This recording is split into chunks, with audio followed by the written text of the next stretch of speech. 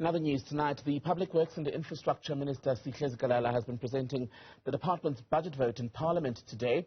Newzroom Afrika's Athi Mtongana is live for us in Cape Town with the Minister. Athi, over to you. Well, a very good evening to you, Tembekile. I am joined by the Minister of Public Works and Infrastructure, Minister Sihle Zikalala, who actually gave a media briefing prior to delivering the budget vote before members of Parliament, of course, outlining some of the crucial work that is undertaken by the Department of Public Works and, of course, the budget centered around the work that the department will be embarking on. Let's bring him in now into the conversation. Thank you, Minister, for your time. Now, let's talk about how much has been allocated for the 2022-2023 financial year for your department. Well, we have presented a budget of 3.7 billion, which is allocated to the department. This budget is separated into two. The first goes to the department, which is services and goods in the department, but the larger part of it, I would say about 65% goes to what we call PMTE, which is Property Management Trading Entity, which is about ensuring that we focus on construction of properties that are needed by department, your police stations, your court, and others, but also the maintenance of all properties that we are in charge of. And thirdly, the whole issue of ensuring that we lease, those that are leased are paid. Then the fourth is to ensure that some projects, such as your EPWP, are also implemented. You will know that EPWP, we have to ensure that we fund the programs of government, allocate some grants to provincial and local government, but also allocate to non-state sectors. So that is the whole holistic budget. But on top of that, there are also allocation from Treasury, as President indicated that we must focus on infrastructure development. And that comes in as an allocation for project packaging. Can you give us an update with strategic infrastructure projects? Strategic infrastructure projects, which are part of SIPs, are being implemented in different areas. The first is the whole issue of energy. You will know that we're leading a program of energy, water saving and waste management, wherein in government buildings we want to have alternative form of energy. The request for proposals have gone out already, and we will be having the bidders conference sometime late in June or July. And after that, we will run this project all over in South Africa, ensuring that government buildings have energy in a form of solar or other forms that are there in the market. But the second is to ensure that road infrastructure is upgraded. And you will notice there's a lot of work that is currently underway, implemented by the SANRA. Thirdly, we have a number of projects that are listed under green hydrogen. These also include a project we are piloting, which is Bogu Bay green hydrogen in Northern Cape. And we would want to ensure that we focus on this project so that we are able to decentralize the concentration of the economy. It is true that wherever there is infrastructure, it is easy for investors to come and invest. And that's why we've taken this approach that is led by Infrastructure South Africa to package projects even for rural areas and underdeveloped areas to ensure that there's a spread of projects that lift infrastructure. Once you build infrastructure, obviously you will have other sectors of the economy emerging as well.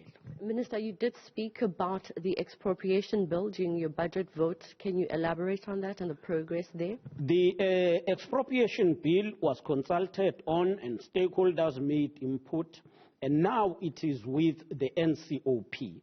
And we are going to take this work forward as we expect that during this year we will be able to finalize the Expropriation Bill.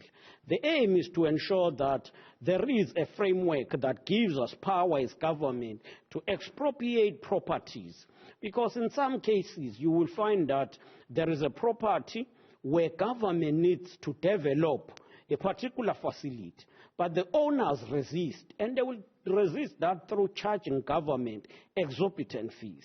And we are going to expropriate that, and that's why we need this framework. Talking about exorbitant fees, can you talk us through the work that you are doing as a department to counter the construction mafia that is really wreaking havoc in the construction industry?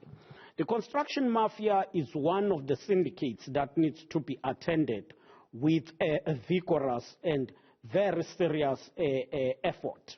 We believe that they amount to economic sabotage. They have stalled a number of projects. They are extorting money from project promoters. So we want to applaud the work that already has been done by the police. But we are going to continue working with the police to ensure that in all areas we attend to these forums and ensure that those who continue with this thing are arrested. We support transformation. We will always want to ensure transformation, inclusion of all those who were oppressed. But we cannot do that through illegal and criminal means, as it is done by these mafias. Let's talk about the borders and the ports, the work that is being done there. We are working on point of entry, which is our borders. We have developed and we will be upgrading about 6 during this financial year. These include number of borders, whether it's Bale Bridge, it's the one of Limbombo, the one in Maseru, South Africa, and all of those will be developed. We're allocating funding to ensure the development of all of those points of entry. We want to ensure that facilities that are there are able to support, in particular, the Border Management Authority, but also are at a good quality for our travelers. Minister, you did speak about having engagements with the Minister of Electricity given the current energy crisis in South Africa. What energy program are you working on as a department with the Minister of Electricity? We're working on ensuring that all government buildings have alternative form of energy. And we are aiming to supply about 3,740 megawatts.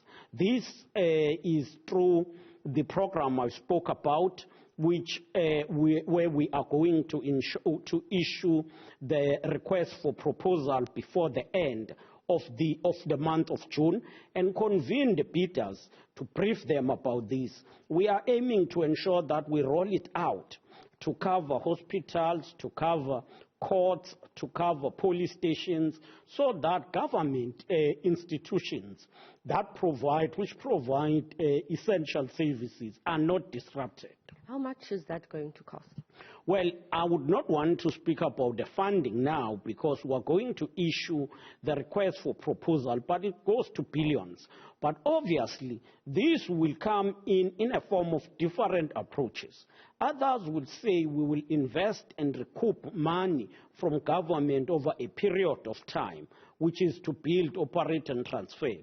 We will work on that in a form of public-private partnership. One of the issues you spoke about in the briefing was the issue of ministerial houses, an issue the DA has put up. You mentioned that there is going to be a 3-member panel to probe this.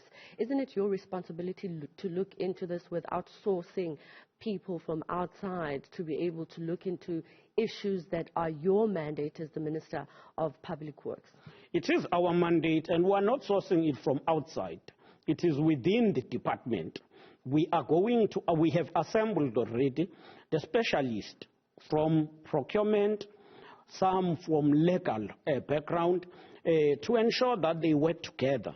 and analyze all of these items where government have spent exorbitant fees. We cannot continue to allow this situation whilst we see that the economy of this country and the budget of government is so constrained. And we are going to investigate and deal with that. But separate from that, the cabinet is looking on how do we ensure that we develop a form of supporting and having ministerial residents that are not going to be costly in terms of maintenance and all of that. All right, Minister, I really do thank you for your time. Well, that is the Minister of Public Works and Infrastructure, Sihle Zikalala, right after delivering the budget vote for the department in Parliament. And we will be back right after this break.